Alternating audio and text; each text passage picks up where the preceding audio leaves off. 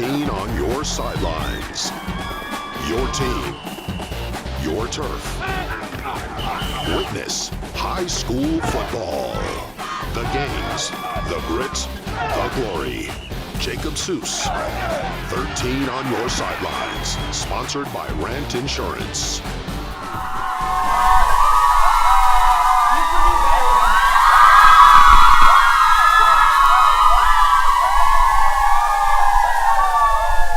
All right, welcome in 13 on your sidelines. Happy Friday night. I'm Jacob Seuss. Somehow it is week 8 already of the high school football season, which means teams on the playoff bubble need to get wins right now. It is do or die time. But before we show you who's putting themselves in better position, or maybe not, we have some guests to introduce you to, so please welcome the cheerleaders from West Ottawa High School.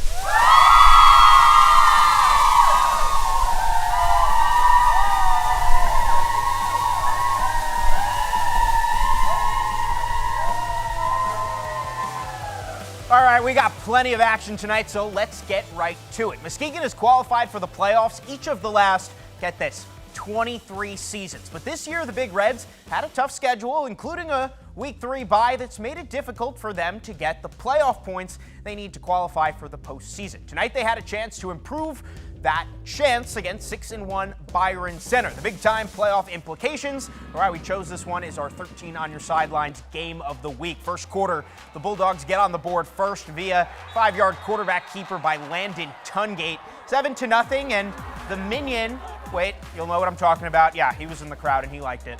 Second quarter, Muskegon is going to level the score real quick. 15-yard touchdown pass from James Young to Danelle Lawrence. We were even. These two went back and forth all night long. We go later in the second, nearing halftime. Tungate, making magic again, fires a pass to his main target. Watch this. Isaac Lee, one-handed grab. That could be the play of the year right there for the first down. And that leads to a Dawson Hillard 29-yard field goal to put BC up 10-7 headed into the break. Yeah, the Minions still keeping an eye on all the action. We move to the fourth. The Big Reds take the lead. 44 yards, Young to Demetrius Rainey Brown. 14-10 Muskegon. Big Reds looking to shut down the Bulldog offense now, but BC not done yet. We've heard his name all highlight long. Tungate, 4-yard touchdown, and the Bulldogs go up 17-14, but still time on the clock for Muskegon. Knocking on the door, 4th and 1. They barely get the first down. The offensive line getting the job done. Now 4th and goal from the 4. This is the game. Young looking to pass. The Bulldogs pressure him, but the pass is going to fall incomplete. Byron Center with the goal line stand. The Minion, he goes home happy. Final score tonight, 17-14. 14 points against Muskegon, that's outstanding. You know, they create a lot of issues for us defensively, for sure. And then to be 3rd and 1 on the 1 with 50 seconds to go and then stop that, like, can't ask for more from kids.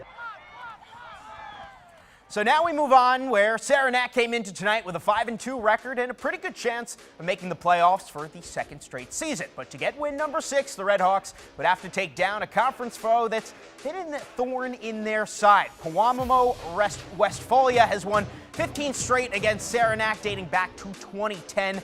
Opening drive, PW's Ty Thielen fakes everyone out, including our trusty cameraman, but he's all alone for the 23-yard score. Pirates up 7-0. Next drive, Thielen uses his legs again, goes up the middle before kicking it off to the sideline, and he gets down for the 52-yard run. But then the Red Hawk D would stiffen a few plays later as Cody Whipple steps in front of the pass for the pick in the end zone.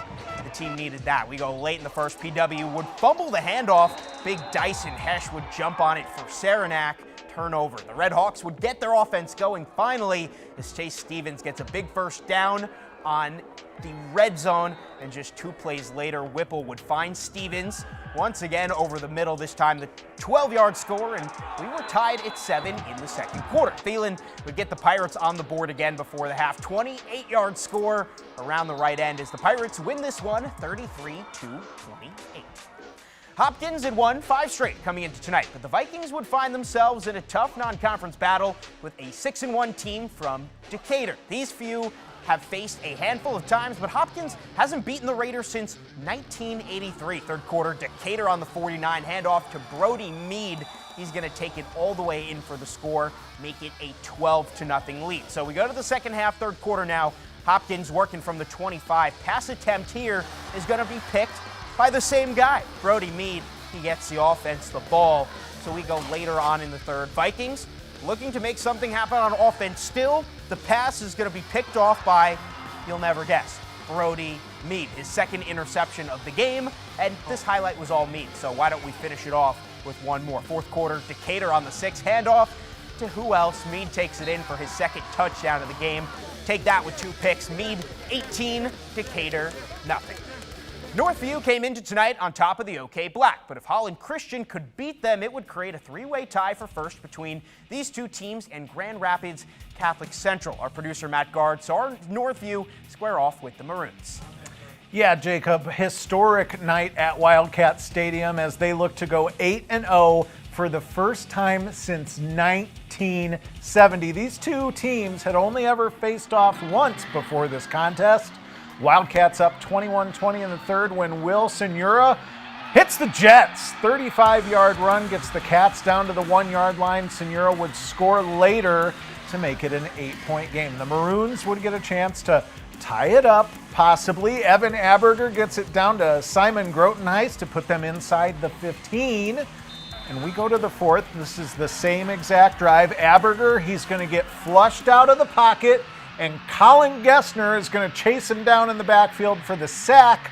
Holland Christian would turn it over on downs later on the drive. Northview gets it back to Senura. He's going to get a good gain on this drive. Took a lot of time off the clock.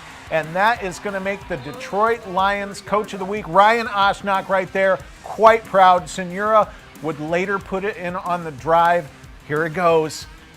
In for the touchdown. Northview wins 35-20, and they would celebrate this historic season with new conference champion t-shirts.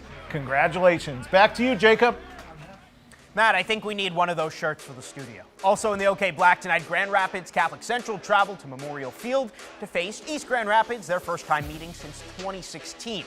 And with the two schools being just 10 minutes apart, there were major bragging rights at stake. Pioneers up 24-0 at half. Asa Cox would take the second half kickoff, and he would make the kicker miss, go untouched down the sideline for a 31-0 lead. Looks like a blowout, but hold on. CC would try to return the favor on the ensuing kickoff. Dale Gant, he finds a huge hole down the left sideline and is going to go 90 yards. He wouldn't take it to the house, but he would set up his offense in the red zone. There we go, just a few plays later, they would be rewarded. Kamal Hillard would get the Cougars on the board.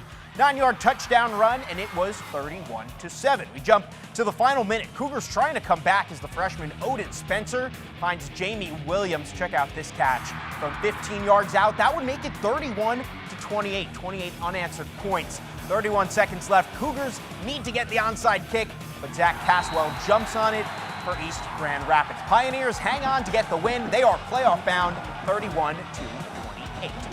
We're headed to the OK Red when we return. Hudsonville looks to earn an outright conference championship as the Eagles travel to Caledonia, and West Catholic could clinch an outright OK White title when they took on Hamilton. Stick with us.